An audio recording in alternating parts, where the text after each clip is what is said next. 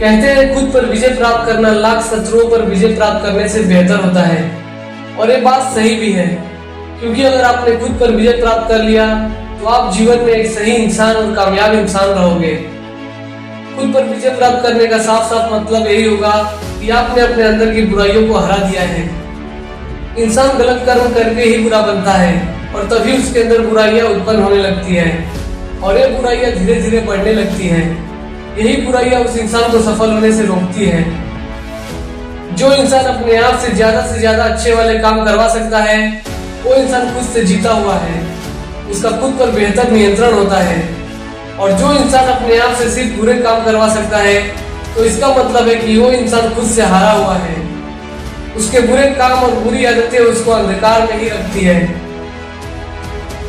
खुद पर जीत हमें बेहतर कर्म करने के लिए प्रेरणा देती है। इसलिए तो कहते हैं दूसरों से जीतने से बेहतर है कि खुद से जीता जाए, क्योंकि अगर हम खुद से जीत जाएंगे तो हमारे पास एक बेहतर आत्मविश्वास के साथ एक बेहतर आत्म अनुशासन होगा और इसी के सहारे कामयाबी भी हमारे पास में ही होगी।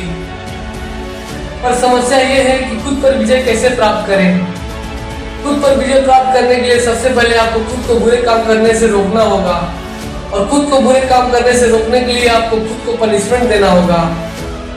जब भी आपसे बुरा काम हो उसके लिए आप खुद को दंडित करिए।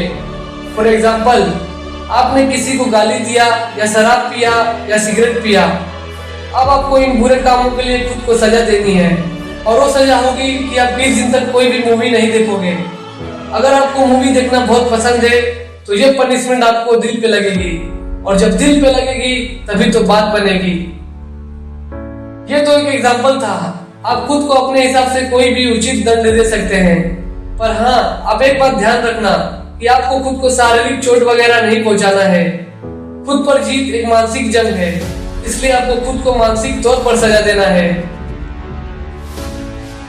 जब आप खुद को गलत काम के लिए उचित पनिशमेंट देना शुरू कर देंगे तो धीरे धीरे आप खुद से जीतने लगेंगे और जब आप खुद से जीतने लगेंगे तो आप अपने अंदर की बुराइयों से भी जीत जाएंगे। फिर क्या, आप खुद के साथ दुनिया भी जीत जाएंगे।